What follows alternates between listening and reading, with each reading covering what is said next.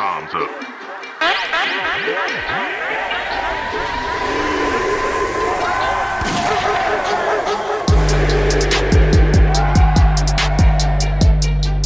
Get your comms up.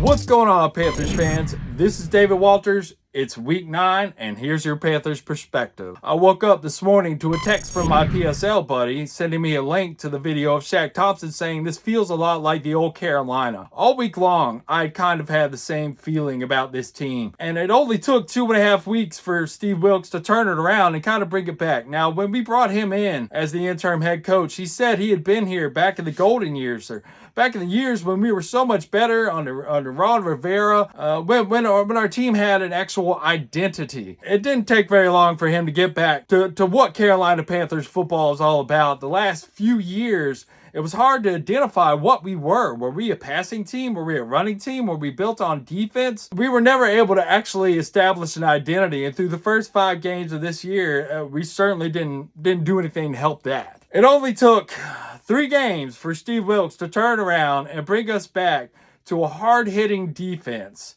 where we win games in the trenches, hit you in the mouth run game, led by D'Onta Foreman, which, let's talk about him for a minute. Before he got picked up by Tennessee last year, he started a trucking company, which is kind of appropriate for his running style because he runs like a Mack truck. No offense to Christian McCaffrey, who got really big and buff while he was here. It just feels like, our style of running is going to be more in between the tackles, and that's what McAdoo was trying to do with McCaffrey all year long, and we could just never really get a power run game going. And here it is. D'Onta runs like a battering ram, and he's the kind of running back you want on your team. You want a running back that guys are afraid to jump in front of. You want a running back that's going to wear guys down. You want a running back that in the fourth quarter is just going to keep hitting the defense and hit the defense and hit the defense and wearing them down. And we got that. Chuba's been hobbled. It looks like he might be able to go this year or might be able to go this week, but nevertheless, D'Onta Foreman should be getting at least 20 carries a game,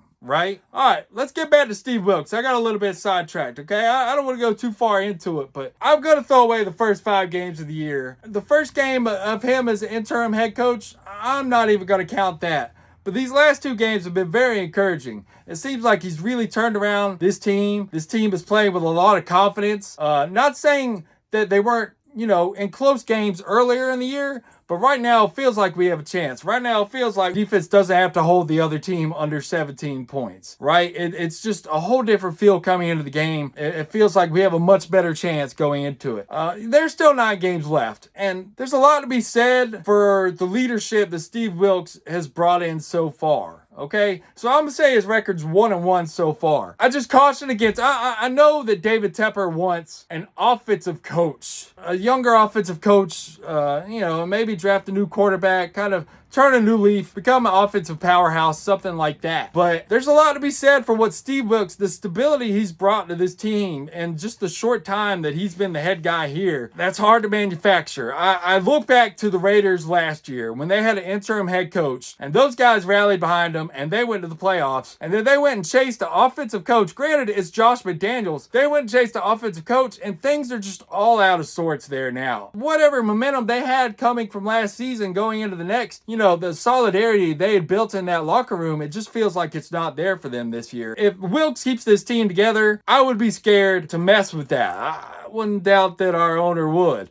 I would be scared to mess with a guy that has the whole locker room behind him and is a no-nonsense guy, kind of like Wilks. Granted, you got to see some wins out of it, but I feel like if he can get 6, 7, 8 wins out of this team, it would be hard to look that guy in the eye and tell him he's not a good enough coach for this job. All right, so let's get into the Bengals. They're on a bit of a Super Bowl hangover. They're 4-4 so far this year. They've kind of struggled to get things going. Their big problem last year, all the way through the run, and then what got exposed in their Super Bowl run was a weak offensive line. We know how that feels. Now, it feels like every week I'm harping on the other team's bad offensive line, but it just goes to show you how rare it is to actually have a solid offensive line. It's a luxury that we're starting to kind of feel right now. Cincinnati's line has been hit hard by injuries this year. They spent a lot of money trying to rework the line in the offseason, kind of like we did, but it seems like our project's going a little bit better. Both of their tackles have let a lot get by. Their interior of their line has been strong, which is good,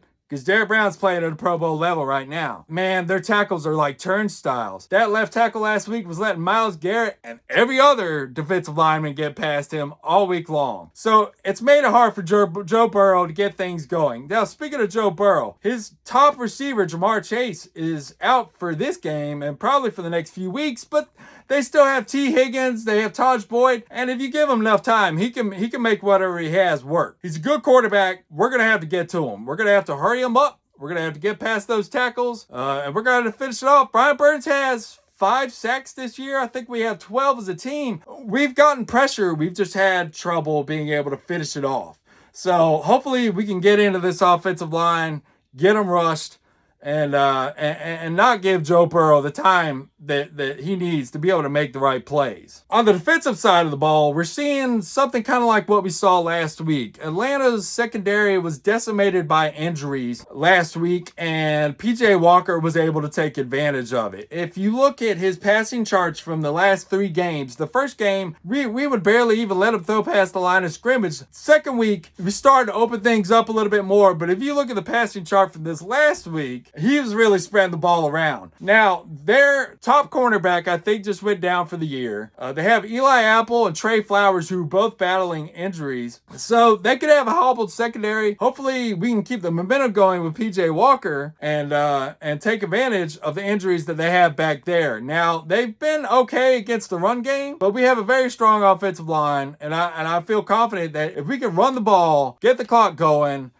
not leave us too many 3rd and longs. We're still having a problem converting on 3rd down. It's getting better, but I think we're at about 32% right now. We're going to have to convert our 3rd downs, and we can't leave any 3rd and longs. This is still a team that went to the Super Bowl last year, and we're just a 2-6 team, and that's what it is. But it's hard not to feel like we have a better chance right now than we would have had thinking about it about a month ago, right? It feels good to go into each week knowing that we might actually have a chance of winning the game. So for right now, I'm still banging the Steve Wilks drum. I'm all on board with P.J. Walker.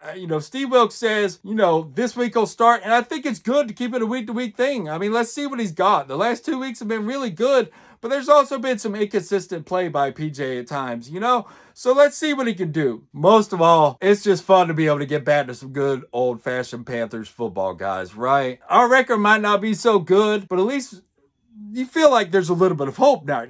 Right now, right? I mean, the games are watchable now. I remember at the beginning of the year, I say week 3 or 4, I thought this was going to be so painful to watch the rest of the season, but it's at least fun to watch right now, and I feel like we got a good shot. And every week, it feels like, the team that we're matched up against, when you look at the matchups, it looks like we've got a pretty good shot. So, I don't know. I'll be in front of my TV on Sunday. I know that. And, hopefully you guys are too. It's been fun. We'll have a short meet next week, and we're going to be back in Atlanta. So I'll see you guys in a couple days. And till next time, guys, keep pounding.